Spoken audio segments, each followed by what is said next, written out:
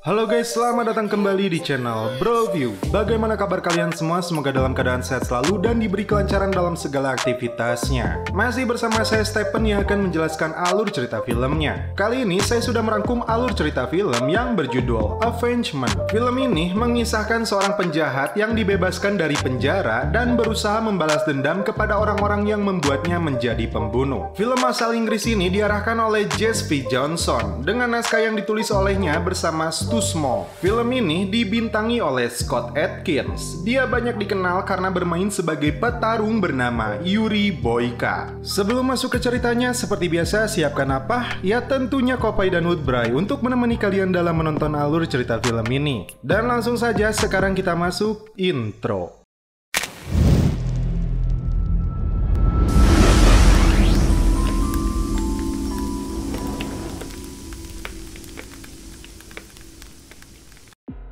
Di awal film, terlihat seorang pria yang dibawa mobil khusus tahanan polisi untuk menuju sebuah rumah sakit. Pria ini bernama Ken Burgess yang diperankan oleh Scott Adkins. Setelah sampai di sana, diinformasikan Nyonya Burgess telah meninggal dunia. Ken terkejut dengan kematian ibunya. Untuk terakhir kalinya dia ingin melihat wajahnya. Dan inilah film Avengement. Rupanya, Ken melumpuhkan polisi yang mengawalnya dan langsung kabur dari rumah sakit itu. Kemudian, Ken masuk ke sebuah bar dan dua penjaga di sana melarangnya masuk karena tempat itu dikhususkan untuk anggota.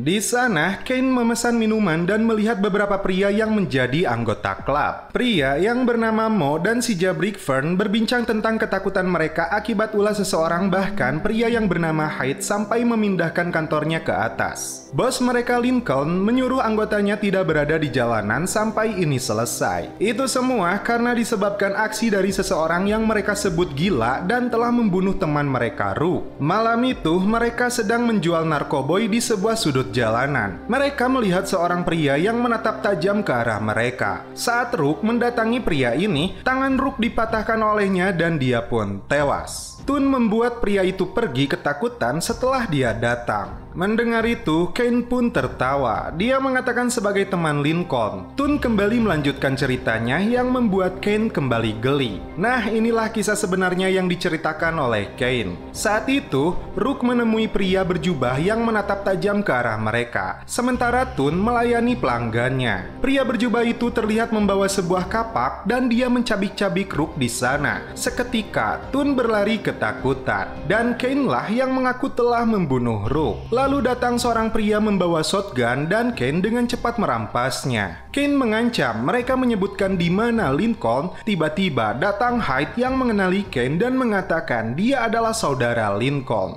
Jadi, Ken Burgess ini adalah adik dari Lincoln Burgess yang sedang diburu olehnya. Ken harus dipenjara selama 7 tahun dan dia berhasil melarikan diri dari sana. Ken tidak ragu untuk menembak mereka yang mencoba melawannya.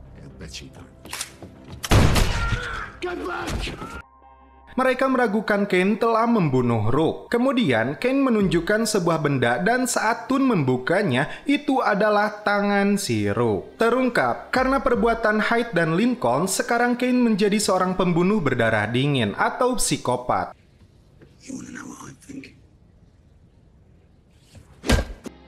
Hyde dipaksa untuk menghubungi Lincoln agar datang ke tempat ini. Ken menceritakan kisah hidupnya hingga wajahnya berubah menjadi seperti ini. Saat itu, Ken datang ke tempat kakaknya yang terlihat sedang berjudi dengan anak buahnya, termasuk Rook. Ken meminta bantuan kakaknya ini untuk memberikan modal untuk sebuah bisnis yang akan dia jalani. Namun ternyata Lincoln punya prinsip, tidak ingin meminjamkan uang kepada keluarganya. Karena yang dia tahu, Ken akan mempergunakan uang itu untuk sebuah taruhan yang seringkali dia lakukan. Dia tidak ingin dirinya mengejar dan menyakiti Ken jika bisnisnya gagal. Lincoln akan memberikannya uang untuk sebuah pekerjaan yang dia lakukan. Ken disuruh menemui Hyde dan dia akan menjelaskan tugasnya. Kemudian, Ken pergi menemui Hyde. Tampaknya dia pun kurang yakin Ken dapat melakukan pekerjaan ini. Namun karena Lincoln yang memerintahkan Hyde tidak bisa menolaknya. Ken disuruh merampas sebuah barang berbentuk plastik biru dari seorang wanita bernama Mabel. botol yang berada di dalam tasnya. Hyde tidak mau memberitahu Ken isi dari plastik tersebut. Cerita beralih ketika Ken harus merasakan jeruji penjara akibat perbuatannya mengikuti perintah Hyde dan kakaknya. Saat berada di sana, banyak tahanan yang memburunya dengan alasan yang tidak jelas. Saat dia hendak ke kamar mandi, seorang tahanan berbadan besar langsung memukulinya.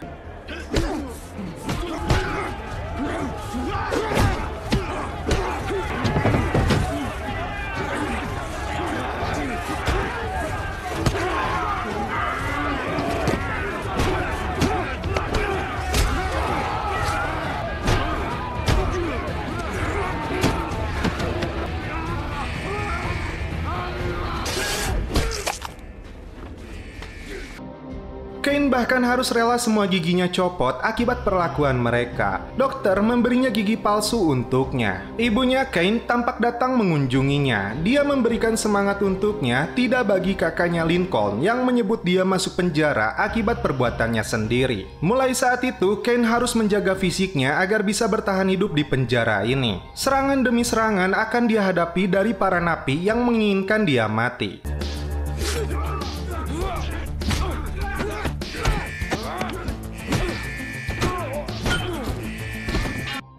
Bahkan, hakim menambahkan hukuman 1 tahun penjara untuknya akibat perkelahian ini. Kane menjadi sangat murka dan mulai saat itu dirinya menjadi seorang petarung handal di penjara ini. Setiap napi yang mencoba melawannya akan dihajar habis-habisan.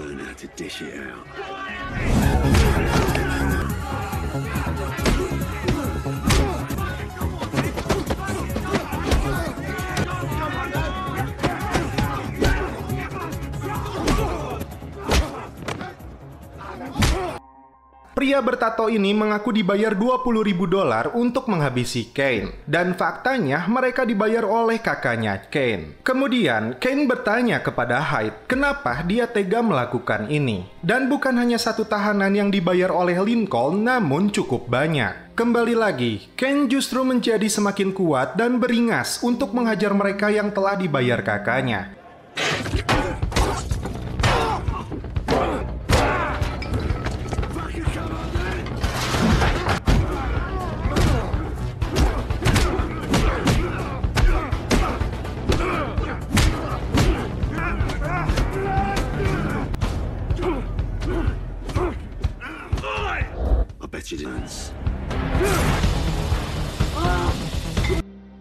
Tak diduga, seorang tahanan menyiram mukanya dengan bahan kimia dan membuat wajah Kane terbakar. Hakim kembali menambah hukuman padanya padahal dia mempertahankan dirinya. Hari demi hari dia jalani dengan bertarung, bahkan pisau yang ditusukkan ke badannya seakan menjadi hal yang biasa. 3 tahun berlalu dan ibunya kembali mengunjunginya. Mereka mengatakan Kane diisolasi sehingga dirinya tidak bisa menjenguk. Kane awalnya ingin memberitahu tentang perbuatan kakaknya kepada dia meskipun dia sudah merasakan jeruji penjara. Namun dia lebih dulu terkejut karena ibunya menderita penyakit kanker dan Lincoln selama ini sudah menjaganya. Karena hal itu, Kane tidak jadi memberitahukan perlakuan buruk Lincoln kepadanya. Film kembali ke saat Kane melihat ibunya untuk terakhir kalinya di rumah sakit setelah dia meninggal akibat kanker. Saat berada di lift rumah sakit inilah, Kane melumpuhkan 2 polisi yang mengawalnya untuk bisa kabur.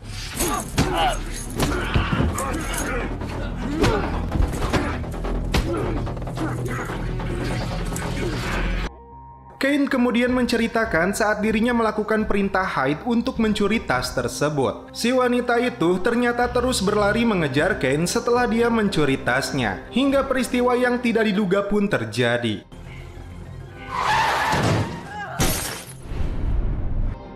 Wanita ini meninggal tertabrak mobil. Polisi kemudian menangkap Kane. Polisi menghubungkan pencurian ini dengan tindakan kejahatan kakaknya Lincoln. Dan wanita ini ternyata menolak kerjasama dengan Lincoln. Polisi telah melakukan penyelidikan tentang bisnis kotor Lincoln dan Hyde untuk menjebak dan membunuh korbannya. Kane yang merasa tidak mengerti semua ini ternyata menjadi korban jebakan dari kakaknya sendiri. Dan dia dituntut melakukan pembunuhan dan perampokan berencana. Polisi Polisi meminta Kane untuk menyerahkan kakaknya dan mencegah korban selanjutnya. Kane kemudian dihajar habis-habisan oleh polisi ini. Kembali ke bar, ternyata Lincoln dan para pengawalnya datang ke sana. Kane menodongkan senjatanya kepada Hyde dan menyuruh mereka semua melucuti senjata mereka. Kane menceritakan hidupnya menjadi buruk setelah 7 tahun di dalam penjara dengan berbagai tekanan, intimidasi, dan kekerasan. Luka di wajah dan gigi palsu ini diakibatkan perbuatan kakaknya sendiri. Mereka berdua telah dipermainkan oleh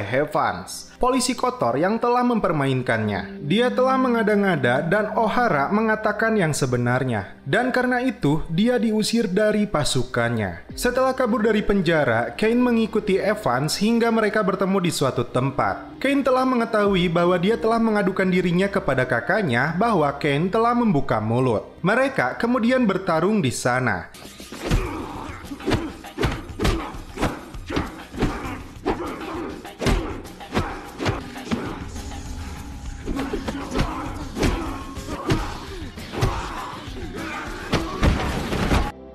Hingga Kane berhasil menghabisinya. Kane dan Lincoln kemudian membicarakan ibu mereka yang meninggal karena kanker yang dideritanya. Kane sangat berharap bisa bertemu dengannya sebelum dia meninggal. Namun, polisi yang mengantarnya dengan sengaja berhenti terlebih dulu di jalan dan membuatnya terlambat. Lincoln meminta Kane untuk menghentikan ini sekarang karena saat ini dia menjadi orang yang bebas. Namun Kane bertanya bagaimana dengan korban lainnya. Kane mengingat betul setiap nama dari 147 orang yang telah ditipu Lincoln dan komplotannya. Hyde berbicara bahwa mereka mati karena hutang mereka sendiri, dan itulah pekerjaan mereka. Karena ngacapruk terus, ini yang dilakukan oleh Kane. Anak buah Lincoln mencoba kembali menyerangnya, bahkan Lincoln sekarang disulut api amarah kepada adiknya sendiri. Kemudian Kane menunjukkan HP milik akuntan Lincoln. Diceritakan Kane datang ke rumah Stokes, akuntannya Lincoln. Dia memaksanya membuka rekening milik kakaknya karena dia tahu kejahatan yang telah dilakukan olehnya. Setelah melakukan ini, Stokes akan dibiarkan pergi. Tercatat Lincoln memiliki 2 juta pound sterling di sana, dan Kane menyuruhnya menyisakan $1.500 di sana. Di selnya, Kane mencatat 147 keluarga yang menjadi korban kejahatan mereka, dan Kane akan membagikan uang yang dimiliki kakaknya melalui stok. Penderitaan dia selama ini di penjara akan terbalas dengan aksinya ini. Polisi yang datang mengunjungi Kane di rumah sakit mengetahui fakta sebenarnya bahwa kakaknya yang memerintahkan untuk membunuhnya. Polisi itu meminta Kane bekerja sama untuk menggulingkan kakaknya. Akhirnya, Kane menuruti perintahnya asalkan dia bisa melihat ibunya untuk terakhir kali. Kembali ke bar, Kane menyuruh semua anak buah Lincoln untuk pergi, namun mereka tidak mau melakukannya. Lincoln kembali mengancam anak buahnya akan menghabisinya malam ini. Lincoln tidak peduli dan tidak mau tobat dengan kesalahannya. Dia tetap menganggap adiknya sebagai pengacau. Saat itu, si wanita mengambil sebuah botol dan memukulkannya ke kepala Kane.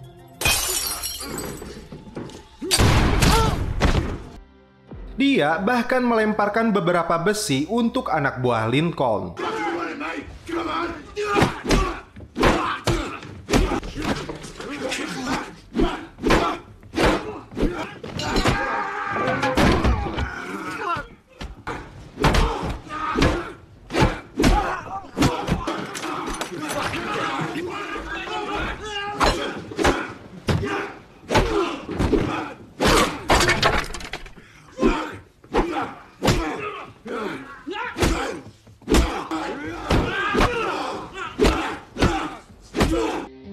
Situn kembali masuk dan membawa senjata otomatisnya.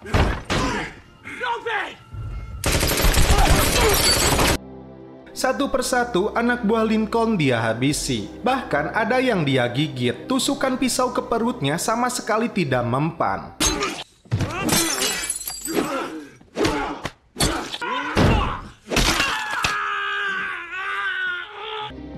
Lincoln terkejut. Kane dapat menghabisi seluruh anak buahnya. Di sini, Kane menarik nafasnya dan menikmati bir.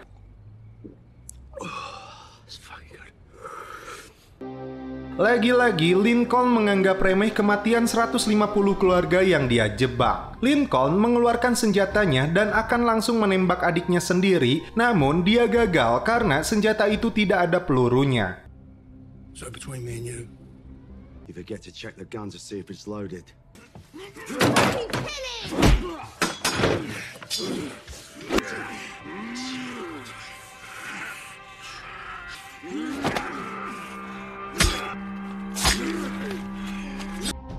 Lincoln pun tewas di sana dan Kane keluar dari bar tersebut. Dia duduk di bahu jalan. Di akhir cerita, semua uang yang dimiliki Lincoln sudah dia bagikan ke seluruh keluarga korban dari kejahatan kakaknya ini. Dia cukup puas dan tidak menyesali dengan apa yang dia lakukan. Polisi pun terkejut dengan perbuatan Kane dan film pun berakhir. Oke guys, bagaimana menurut kalian alur cerita film dari Avengement ini? Alih-alih pemahaman langsung tentang masalah Kane, sutradara Johnson bermain dengan waktu, bekerja dengan ritme bercerita yang memiliki buronan menunjukkan masalah dalam hidupnya. Dan kilas balik terjadi untuk mengklarifikasi bagaimana pria itu menemukan dirinya dalam banyak kesulitan. Avengement mencapai titik di mana semua masalah terpapar dan reuni keluarga. Dengan Kane dan Lincoln bekerja melalui sejarah kesetiaan dan pengkhianatan. Oke guys, cukup sekian alur cerita film ini. Salam penutup seperti biasa dari kami. Mohon maaf bila ada kata-kata yang kurang berkenan di hati kalian. Mohon dimaafkan ya. Salam perfilman duniawi. Keep enjoy.